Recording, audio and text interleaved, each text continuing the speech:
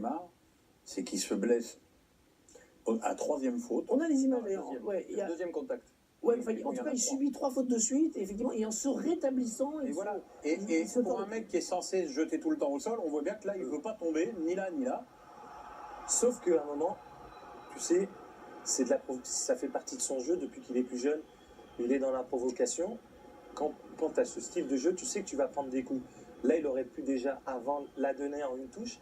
Mais est-ce qu'il n'est pas là pour la garder un petit peu? Il la garde pour lui montrer tu peux mettre autant de coups que tu voudras. Ben, j'ai pas peur. On dirait que c'est ça. Bah, je sais pas, moi je pense oui, que oui, c'est sûr, parce que sinon, en une touche, il aurait pu la décaler et c'était fini. Mais... Sauf que c'est son jeu. Les supporters, on va au match on paye notre billet pour voir des artistes. Moi, que les adversaires mettent des coups à Neymar, ça me gêne pas, à partir du moment où ils sont sanctionnés. Si Amel, il met coup franc à la première faute de Dembélé, c'est terminé. Il n'y a même pas de débat. Non, mais attendez, des fautes, si vous appelez ça des fautes, c'est des légers accrochages. Il a toujours le ballon dans les pieds, il n'est pas tombé au sol. On vient de voir là, ouais. Ouais, mais ça se siffle quand même, non? Non, mais il a toujours le ballon dans les pieds, donc on ne va pas lui sortir le ballon. On crie parce qu'on siffle trop tôt, on ne laisse pas l'avantage, on laisse l'avantage, voilà. Maintenant, on se gargarise des très beaux matchs qu'on a pu voir, Saint-Etienne et contre Lyon avec de l'engagement physique, ou que ce soit qu'en Marseille, voilà. On ne peut pas dire qu'il y a eu d'impact physique. Et en plus, Neymar ne se plaint pas sur ce match-là.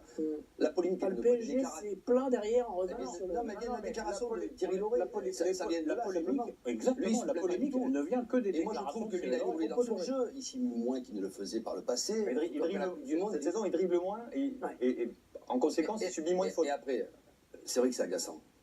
Moi, j'étais défenseur, vous prenez le bouillon, vous avez envie de l'accrocher un peu. Moi, j'ai connu Chris Waddle, vous avez envie de le choper aussi, c'est pas le contraire.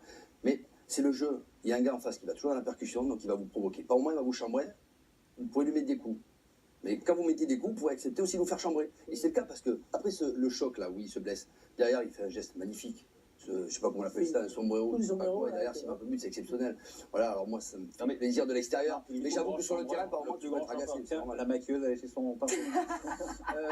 Elle scène. Franchement, je ne sais même plus ce que je voulais dire. Tiens,